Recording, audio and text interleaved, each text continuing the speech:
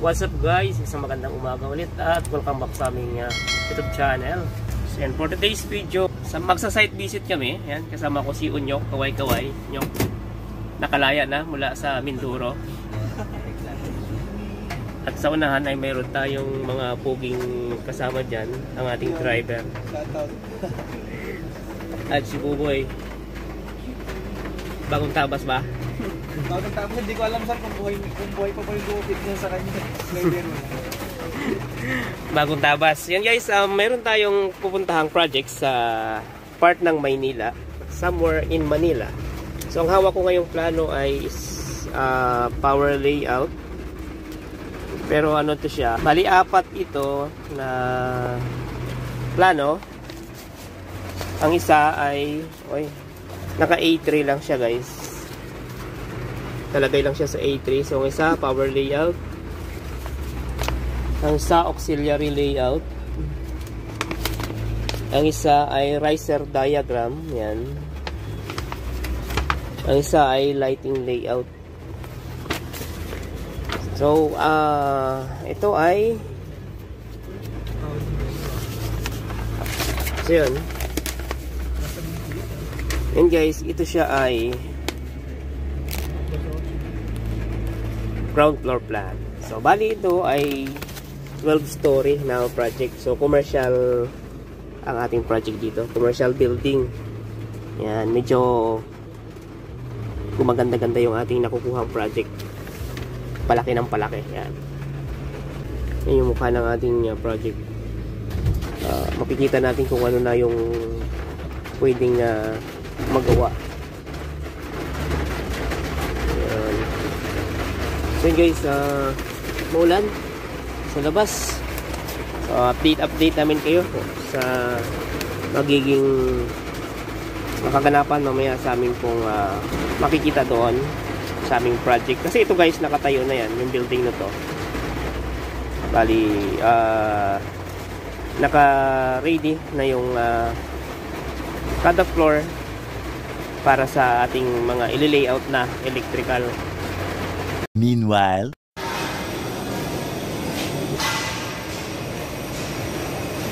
so guys, nandito na tayo sa ating project. Bali, ngayon bibisita lang kami dahil titingnan lang namin yung aming paglalagyan ng barracks.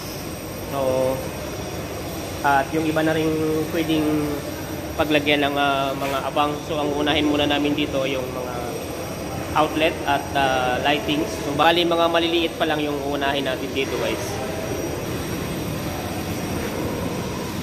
Yan. So ito yung common area. So hallway. Ito yung hallway. Yan. Ano kasi ito guys, yung kumbaga parang gagawin nilang bodega. Parang ganon.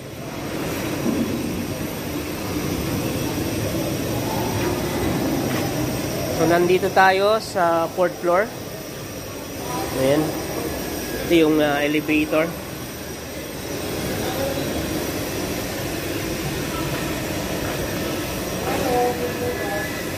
Merong ginagawa sa kabila. Nakapagsimula na yung plumber. Tagal na to.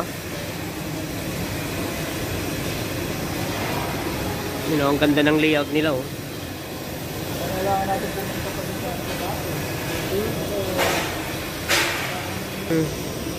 sa Ito.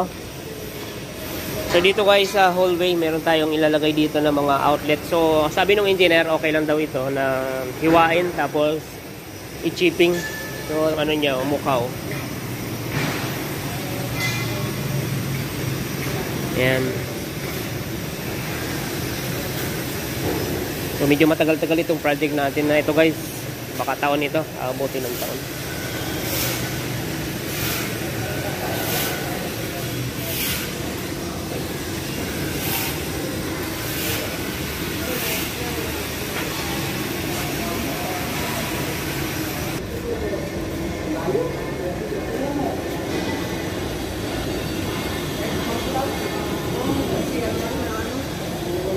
So yung part na to, parking area.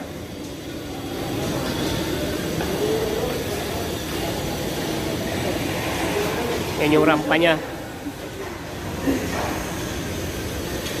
Yan yung pagliliyautan natin. So, bali, ang gamit natin dito, ano lang, EMT pipe.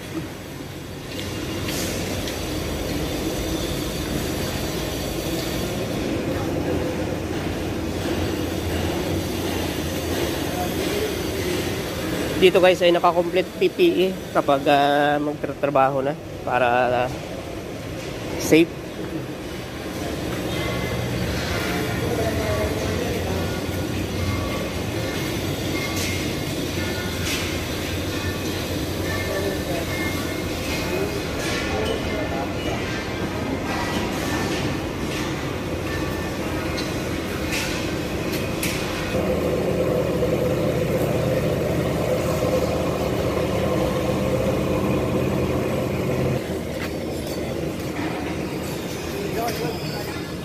Yun guys, ang mukha niya. Yan. So yan, ganyan siya kataas guys.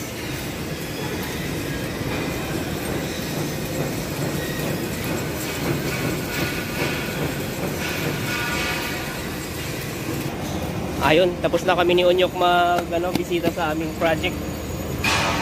At meron na naman kaming pupuntahan. Namasyal lang si Onyok. Okay.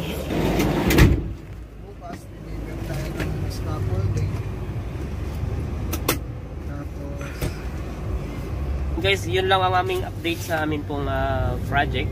Ayun, pinakita lang namin, pinasulyapan lang namin yung aming magiging project ni Onyok. So yun, marami tayong aabangan doon. Yan, lalo yung mga layout natin, mapa riser, tapos yung meter center. Pero matagal pa yung sa meter center guys, kasi nga nag-uumpisa pa lang tayo. So ang isa sa mabigat kasi dyan na trabaho yung sa riser, tapos yung papunta sa mga stub out. Malalaki na po kasi yung ating doon, mga gagamiting tubo.